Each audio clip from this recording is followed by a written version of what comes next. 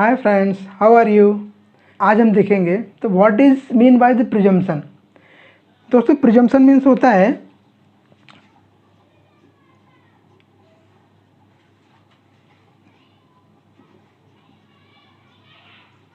Presumption. Presumption means होता है अनुमान। Friends, presumption general means a process of ascertaining few facts on the basis of possibility। Presumption क्या है? Presumption एक process है जिसके द्वारा पॉसिबिलिटी के बेसिस पे कुछ फैक्ट्स को क्या किया जाता है, असर्टेन किया जाता है। Friends, in the law of evidence a presumption of particular fact can be made without the aid of proof in some situation. Friends, law of evidence में कुछ परिस्थितियों में क्या होता है कि बिना किसी प्रूफ की सहायता के किसी पर्टिकुलर फैक्ट को क्या किया जाता है, प्रिज्यूम कर लिया जाता है। ठीक है friends, the invocation of presumption shifts the burden of proof from one party to the opposing party in court trial. Court trial में क्या होता है दोस्तों कि अगर कोई फैक्ट प्रिज्यूम कर लिया जाए किसी एक पार्टी के फेवर में, तो जो बर्डन ऑफ प्रूफ जो है शिफ्ट अपोजिट पार्टी पे क्या होता है, शिफ्ट हो जाता है। मतलब ड्यू टू प्रिजम्पशन, अगर प्रिजम्पशन उस केस में आ गया है, कोर्ट ने कोई फैक्ट प्रिज्यूम कर लिया किसी एक पार्टी की फेवर में, तो जो बर्डन ऑफ प्रूफ क्या होता है वो अगली पार्टी पे शिफ्ट हो जाता है। Friends, presumptions are broadly classified in 3 groups. तो पहला है, फर्स्ट वन इज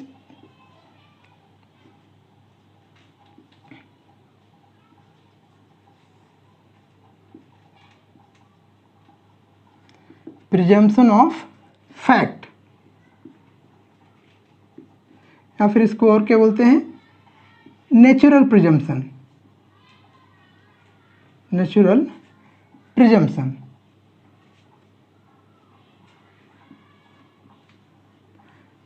और दूसरा जो है, second one is presumption of law.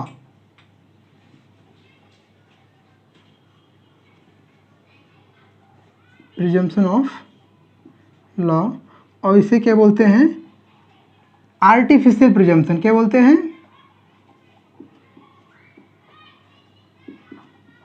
Artificial presumption. And friends, third one is the mix presumption.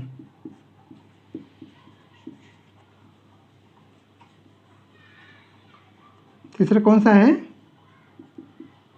Mix presumption. So friends, presumptions are classified in 3 groups.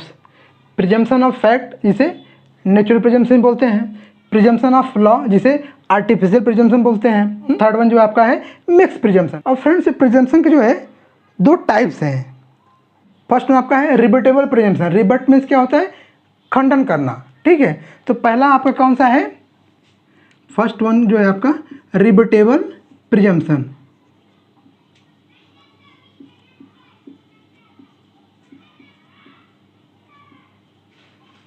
Rebuttable presumption. और second one है इररिबटेबल presumption. Second one कौन सा है,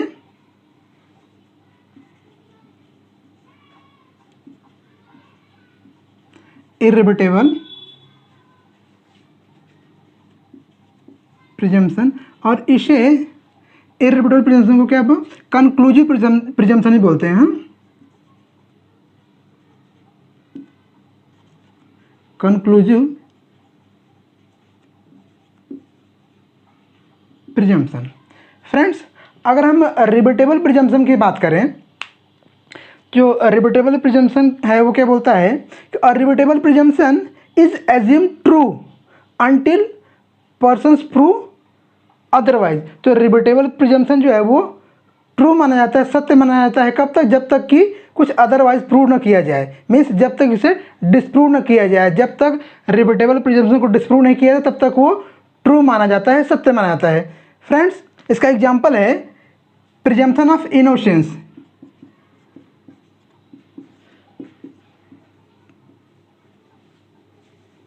presumption of innocence.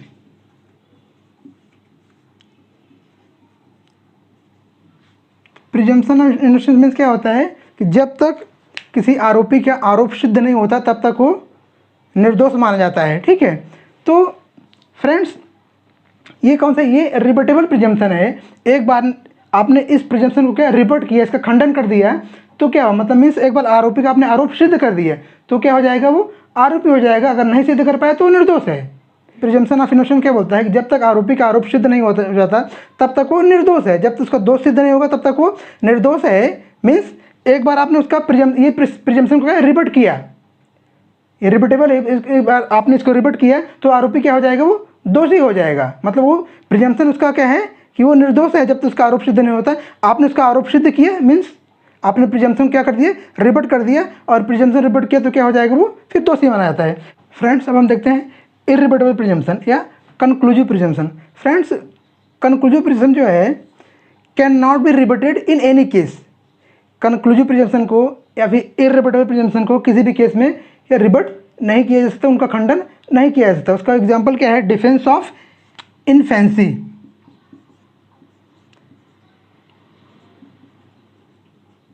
Defence of infancy. Infancy means क्या होता है, infant means क्या होता है, छोटा बच्चा, चाइल्ड। ठीक है फ्रेंड्स, जो सेक्शन 82 में दिया गया है इंडियन पिनल कोड में, क्या दिया गया उसमें कि nothing is an offence done by a child below 7 year. अगर कोई गुनाह किसी बच्चे द्वारा किया गया जिसकी उम्र क्या है 7 साल से कम है तो वो गुनाह नहीं माना जाएगा। तो वो ये कौन सा प्रिजम्पशन है, ये इररिबटेबल प्रिजम्पशन है। इस प्रिजम्पशन को रद्द नहीं किया जा सकता, इसका खंडन नहीं किया जा सकता। ठीक है फ्रेंड्स, तो उसे बोलते हैं defence of infancy. Friends presumptions are sometime categorise in 2 types.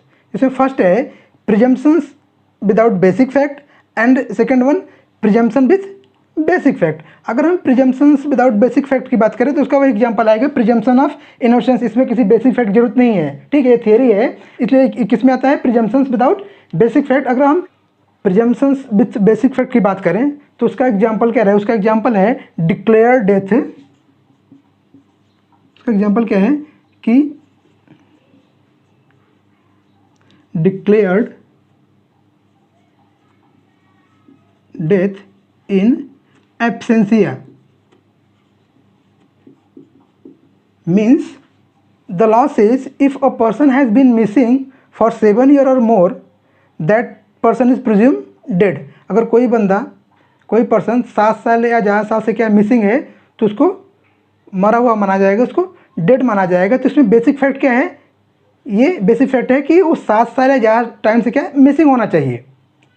तो इसे बोलते हैं प्रिजम्पशंस विथ बेसिक फैक्ट। तो उसमें बेसिक फैक्ट जो है आना जरूरी है। बेसिक फैक्ट क्या रहेगा कि इसमें बेसिक फैक्ट क्या है कि वो 7 साल से या ज़्यादा साल से क्या होना, मिसिंग होना चाहिए।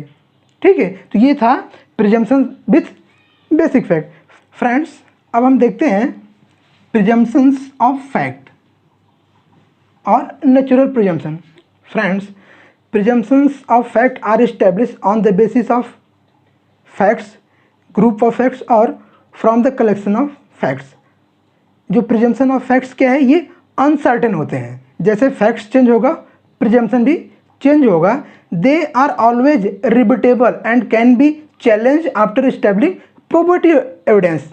तो जो ये है वो प्रिजम्पशन ऑफ फैक्ट है, वो क्या है, वो रिबटेबल प्रिजम्पशन है और उसको क्या, उसको चैलेंज किया जा सकता है बाय एस्टेब्लिशिंग प्रोबेबल एविडेंस। आप प्रिजम्पशन ऑफ फैक्ट को क्या चैलेंज कर सकते हो और ये रिबटेबल प्रिजम्पशन है, इसका खंडन किया जा सकता है। Friends in presumption of fact court enjoys discretionary power. Court को इसमें क्या है, डिस्क्रिशनरी पावर है either to presume any fact और नॉट। कोर्ट को डिस्क्रिशन है कि प्रिजम्पशन ऑफ फैक्ट को प्रिज्यूम करे या ना करे। Friends presumption of fact derived on the basis of natural law, customary practice and general mankind experience। Friends जो प्रिजम्पशन ऑफ फैक्ट का स्रोत है वो क्या है, वो natural law, customary practice and general Mankind experience. Friends अगर हम प्रिजम्पशन ऑफ फैक्ट का एग्जांपल देखें तो जो अपना सेक्शन 86 to 88 मतलब 86, 87, 88, section 90, 113A, 113B are the example of presumption of fact. Section 86 जो है इंडियन एविडेंस एक्ट वो बात करता है कि presumption as to certified copy of foreign judicial records. ये क्या है आपका, ये प्रिजम्पशन ऑफ फैक्ट है या नेचुरल प्रिजम्पशन है। आपका सेक्शन 87 जो है इंडियन एविडेंस एक्ट का वो क्या बात करता है, presumption as to book maps and chart. 88 बात करता है presumption as to telegraphic message. 90 क्या बात करता है, presumption as to document 30 year olds. 13A जो है 113A बात करता है कि presumption as to abetment of suicide by married women. 113B क्या बात करता है, presumption as to dowry death. ये सभी क्या हैं, ये सभी एग्जाम्पल हैं किसके, प्रिजम्पशन ऑफ फैक्ट और नेचुरल प्रिजम्पशन के। फ्रेंड्स अब हम देखते हैं सेकेंड वन जो दूसरा है, क्या है वो, प्रिजम्पशन ऑफ लॉ और आर्टिफिशियल प्रिजम्पशन। तो फ्रेंड्स प्रिजम्पशन ऑफ लॉ जो है अगर उसकी हम बात करें तो उसमें क्या दिया है कि presumption of law acknowledge without the help of proof in certain situation. ये जो है प्रिजम्पशन ऑफ लॉ जो है वो क्या है, सर्टेन टाइप या यूनिफॉर्म टाइप का प्रिजम्पशन है, सर्टेन है, उसको क्या है, उसको बदला नहीं जा सकता, ठीक है, वो यूनिफॉर्म है।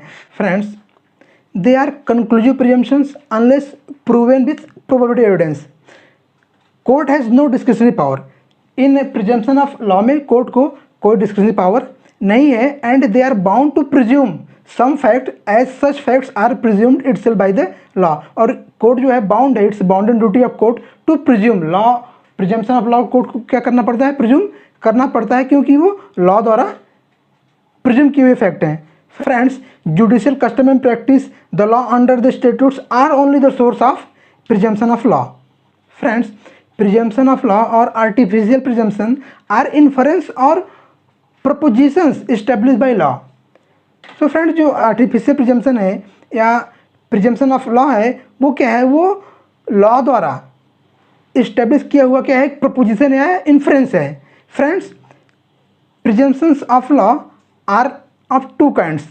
कौन कौन से, प्रिजम्पशन ऑफ लॉ को दो पार्ट में क्या किया गया है, डिवाइड किए हैं। कौन कौन से, आपका ये रिबटेबल प्रिजम्पशन और इर्रिबटेबल प्रिजम्पशन या कंक्लूसिव प्रिजम्पशन।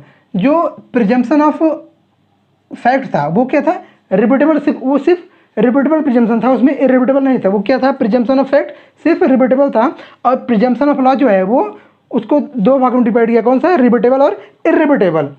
फ्रेंड्स अगर हम रिबटेबल प्रिजम्पशन के एग्जांपल की बात करें तो वह एग्जांपल आएगा presumption of innocence, means a man is presumed innocent until prove guilty. अगर हम दूसरे एग्जांपल की बात करें तो a child is born in a legal wedlock shall be presumed legitimate and one who questions his legitimacy must disprove it.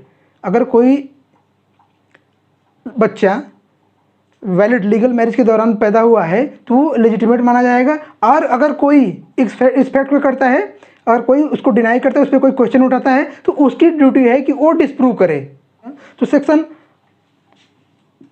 107 of Indian evidence act, section 108 of Indian evidence act, ये दोनों उसके example हैं। 107 क्या बोलता है कि burden of proving death of person known to have been alive 30 year. ये law में प्रिजम्पशन है कि अगर कोई व्यक्ति 30 साल तक जिंदा है तो प्रिजम्पशन है कि वो जिंदा। अगर कोई बोलता है कि वो मर गया है तो उसकी ड्यूटी है कि वो प्रूव करे, ठीक है। ये रिपीटेबल प्रिजम्पशन है, लेकिन क्या उसको रिपीट करना पड़ेगा, उसको प्रूव करना पड़ेगा कि वो क्या है, मर गया है। दूसरा सेक्शन 108 क्या बोलता है कि burden of proving that a person is alive who has not been heard for 7 year. कोई व्यक्ति जो 7 साल से मिसिंग है, उसके बारे में किसी ने नहीं सुना, तो ऐसा प्रिजम्पशन है लॉ में कि वो मर गया, ऐसा सेक्शन 108 बोलता है। लेकिन कोई बोलता है कि नहीं वो बंदा जिंदा है तो ये उसकी ड्यूटी है कि वो प्रूव करे कि वो जिंदा है, ठीक है।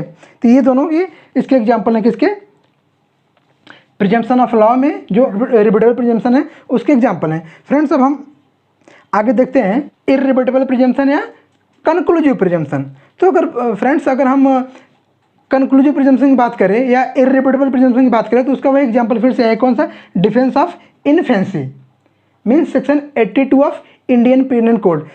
Friends section 82 of Indian penal code is well known instance of an irrebuttable presumptions of law which provide that nothing is N